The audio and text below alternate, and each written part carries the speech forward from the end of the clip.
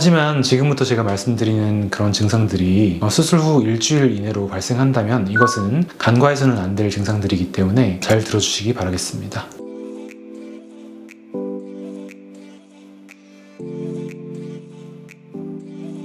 안녕하세요. 포르성형외과 원장 성형외과 전문의 김민영입니다. 오늘은 이런 상황이 발생할 경우에는 가슴 수술을 하고 난 다음에 수술을 하신 병원에 즉시 연락을 하고 빠르게 방문을 해야 되는 그런 경우에 대해서 말씀을 좀 드리고자 합니다. 가슴 수술 후에는 다양한 증상들이 발생할 수 있는데요. 먼저 약간은 가슴이 붓고 통증이 수반되는 증상이 일반적으로 며칠 동안은 발생할 수 있습니다. 수술이라는 것이 박리를 동반하게 되고 박리가 된 부분에는 경미한 염증 반응이 발생하기 때문에 이런 증상이 나타나는 것인데요. 수술이라는 것은 수술을 한 범위에만 스트레스를 주는 것이 아니라 전신에 스트레스를 주는 행위입니다. 이로 인해 우리의 몸은 약간의 염증 반응을 일으켜서 회복을 돕게 됩니다. 이 염증 반응을 통해서 수술한 부위의 온도가 약간 상승할 수 있고 이러한 반응은 통상 1-2주 정도 지속될 수 있습니다. 그리고 시간이 지나면서 점차 감소하게 됩니다. 따라서 약간의 붓기와 수술 부위에 따뜻한 느낌이 드는 것은 수술 후에 1-2주 정도는 자연스럽게 있을 수 있고 시간이 지나면서 점차 해소되니까 너무 걱정하지 않으셔도 됩니다. 하지만 지금부터 제가 말씀드리는 그런 증상들이 수술 후 일주일 이내로 발생한다면 이것은 간과해서는 안 될 증상들이기 때문에 잘 들어주시기 바라겠습니다. 바로 자고 일어났는데 가슴이 평상시보다 더 부풀어 있고 땡땡한 느낌이 들고 통증이 심하고 따뜻한 느낌인 정도가 아니고 가슴이 뜨거운 느낌이 든다면 이것은 가슴에 감염이 발생해서 감염이 진행 중이거나 아니면 피가 많이 차서 혈종이 생긴 것일 수 있기 때문에 수술을 하신 병원에 즉시 연락을 하시고 최대한 빠르게 방문해서 의사의 진찰을 받는 것이 중요하겠습니다. 먼저 감염의 경우에는 수술을 할 때 만든 가슴방 안에 세균이 침투해서 세균이 증식한 상태를 뜻합니다. 정상적인 회복과 별개로 감염이 동반되게 되면 수술을 한 부위가 따뜻한 정도가 아니고 뜨겁게 느껴지게 됩니다. 또한 피부도 붉게 변할 수 있습니다. 바로 감염으로 인해서 심해진 염증 반응으로 인해서 염증 매개 물질들이 해당 부위에 많이 분비되기 때문에 일어나는 현상인데요. 처음에는 가슴만 뜨거워질 수도 있지만 이것이 빠르게 해결되지 않고 계속 방치되게 되면은 감염이 전신적으로 퍼지게 됩니다. 이것을 폐혈증이라고 하게 되는데 이런 문제가 생기게 되면은 생명이 위협이 될 수도 있기 때문에 절대로 간과해서는 안 되겠습니다. 근본적으로 감염의 원인은 가슴방 안에 세균이 침투하는 것입니다. 따라서 가장 중요한 것은 수술을 할 때 무균적인 조작을 하는 것입니다.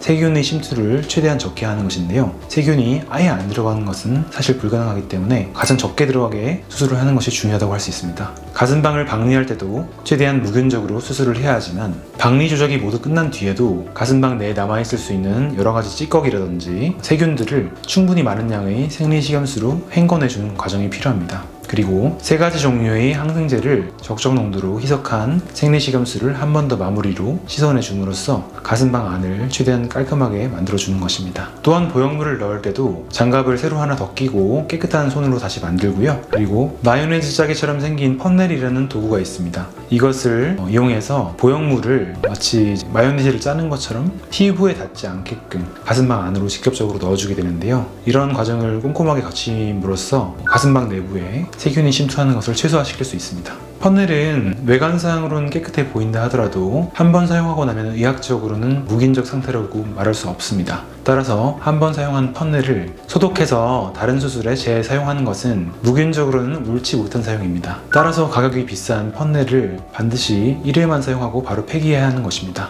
이렇게 수술 과정에서 무균적인 처치를 최대한 잘 했다고 하더라도 그 이후의 단계에서도 가슴방 내부로 세균이 침투할 수도 있는데요. 첫 번째는 바로 피통입니다. 가슴방 내부에 수술 후에 지연성 출혈로 인해서 피가 고일 수 있는데요. 약간의 피가 고이는 것들은 저희 체내에서 자연적으로 흡수가 됩니다. 하지만 그 양이 많게 되면은 피가 모두 흡수되지 못하고 떡이 진 혈종이라는 단계로 발전하게 됩니다. 혈종이 발생하게 되면은 피 구성 성분에서 나오는 염증 매개 물질들이 많아지기 때문에 통증을 과하게 일으킬 수도 있고 염증 반응을 과하게 일으켜서 가슴이 딱딱해지고 피막이 두꺼워지는 구형 구축의 원인이 되기도 합니다. 따라서 피가 좀 고일 것으로 생각이 된다면 피통을 채워서 가슴방 내부에 고이는 피와 체액들을 하루 이틀 정도는 바깥으로 빼내주는 것이 오히려 염증 반응을 줄이는 데 도움이 됩니다. 따라서 피통을 채운다고 해서 무조건 나쁜 것이라고 볼 수는 없는데요. 피통은 추후에 생길 수 있는 염증 반응을 줄여주는 역할을 할 수 있기 때문입니다. 하지만 피통을 채우고 이것을 제거하기 전까지 피통을 주기적으로 비워줘야만 하는데요. 피통을 비우는 것을 병원에서 할 수 없다면 환자가 그것을 직접 해야 합니다. 이것을 비우는 단계에서 피통 내부에 들어갔던 피와 체액들이 역류해서 다시 가슴방 안으로 들어가게 된다면 세균이 가슴방 내부로 침투하는 원인이 되게 됩니다. 따라서 피통을 차고 퇴원을 하게 되는 경우라면 병원 측 의료진에게 정확하게 피통의 조작법을 배우시고 피통을 비우는 법을 무균적으로 잘 할 수 있게 교육을 받고 한번 가슴방 안에서 피통으로 빠져나온 액체가 다시 역류해서 들어가지 않도록 반드시 주의해야 합니다. 두 번째로는 수술 후 적절한 항생제 사용입니다. 아무리 무균적으로 수술을 진행한다 하더라도 가슴방 내부에 어느 정도의 세균은 무조건 남아있게 됩니다. 이 남아있는 세균들의 숫자가 많지 않을 경우에는 적절히 항생제를 잘 사용하게 되면 충분히 세균들을 없앨 수 있습니다. 따라서 주치의가 적절한 항생제 주사를 잘 사용하고 경구약으로도 잘 처방해서 환자분이 이것을 꾸준하게 잘 복용해 주시는 것은 매우 중요하다고 할 수 있습니다. 마지막으로는 컨디션입니다. 환자분의 컨디션이 떨어지고 전신적인 면역력이 낮아져 있는 상태라면 수술 후 염증과 감염이 훨씬 더 발생하기 쉬운 환경이 됩니다. 따라서 수술 전에는 최소한 며칠 동안은 금주를 해주시고 충분한 휴식을 취하고 수면도 충분히 해야 합니다. 따라서 수술 전에도 며칠간은 무리하지 않는 것이 중요하다고 말씀드리겠습니다. 제가 말씀드린 여러 가지 원인들이 어떠한 원인에서건 감염이 발생한다면 평상시보다 훨씬 가슴이 뜨거워지는 느낌, 그리고 피부가 붉게 변하는 증상, 강한 통증 이런 것들이 발생할 수 있으니까요. 눈여겨보시고 이런 증상이 있다면 반드시 수술한 병원에 알리시고 빠르게 내원해 주십시오. 방치되면 미용적으로도 치명적인 부작용이 남을 수 있지만 감염이라는 것은 제때 잡지 못하면 폐혈증으로 번질 수 있기 때문에 이런 상황이 발생하면 생명의 위협이 될 수도 있습니다. 절대로 관가해서는 안 되겠습니다. 일단 감염이 한번 발생하게 되면은 최대한 빠른 시간 내에 감염을 잘 해결하는 것이 중요합니다. 빠른 시간 내에 적절히 감염이 해결된다면 후유증을 거의 남기지 않고도 해결될 수 있기 때문입니다. 따라서 환자분들께서는 이러한 증상들이 혹시 발생한다면 숙지하고 계셨다가 대수롭지 않게 넘기지 마시고 반드시 빠르게 처치를 받을 수 있으면 좋겠습니다. 두 번째로 주의해야 할 문제는 바로 혈종인데요. 수술 후 며칠 이내로 수술 직후보다 가슴이 갑자기 지나치게 커지고 촉감이 땡땡한 느낌이 들고 멍이 심하게 들고 통증이 심해진다면 이것은 가슴방 내부에 피가 가득 차서 혈종이 발생했을 가능성을 의심해 봐야 합니다. 혈종이라는 것은 가슴 수술 후에 가슴방 내부에 피가 고인 다음에 그것이 양이 많아져서 적절히 흡수되지 못하고 떡이 진 상태로 젤리처럼 굳어지는 것을 뜻합니다.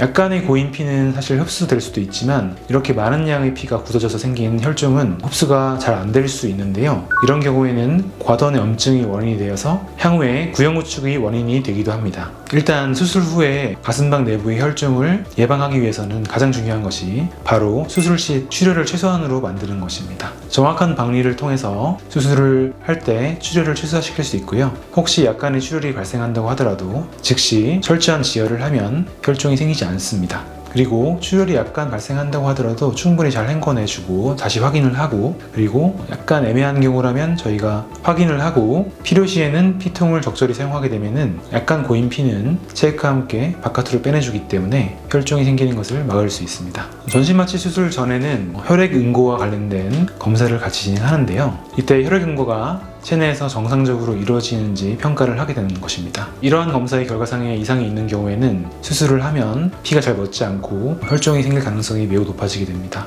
따라서 이러한 수술 전 검사를 통해서 이런 수치의 이상이 있는 경우에는 수술을 하게 되면은 수술을 하는 도중에도 피가 확실히 잘 안 멎고 출혈이 많이 일어나는 것을 수술장에서 경험할 수 있습니다. 따라서 전신마취 검사상에서 이상이 있다면 수술은 미루고 이런 문제들을 해결한 뒤에 수술을 진행해야 합니다. 또한 혈액응고에 방해가 되는 약물들을 복용하고 있다면 최소한 며칠 전부터는 중단을 하는 것이 좋겠습니다. 복용하고 계시다면 수술하는 의사와 논의를 하셔서 최소한 며칠 전부터는 끊으시는 것이 중요하다고 할 수 있습니다. 만일 수술 후 며칠 이내로 가슴이 갑자기 너무 커지고 땡땡해지고 통증이 심해지고 멍이 심하게 된다면 단순한 붓기나 통증이 아니고 혈종을 강력하게 의심해 봐야 되기 때문에 제가 말씀드린 부분들을 꼭 숙지해 주시기 바라겠습니다. 혹시 가슴방 내부에 혈종이 발생했다고 하더라도 가슴방 내부를 다시 열어서 혈중을 최대한 깨끗하게 제거하고 혈중이 원인이 되는 혹시 모를 출혈 포인트를 완벽하게 지혈을 잘 한다면 후유증을 최대한 남기지 않고 해결할 수 있습니다. 지금까지 가슴 수술 후에 감염과 혈중이 발생할 수 있는 경우들에 대해서 이야기를 해봤는데요.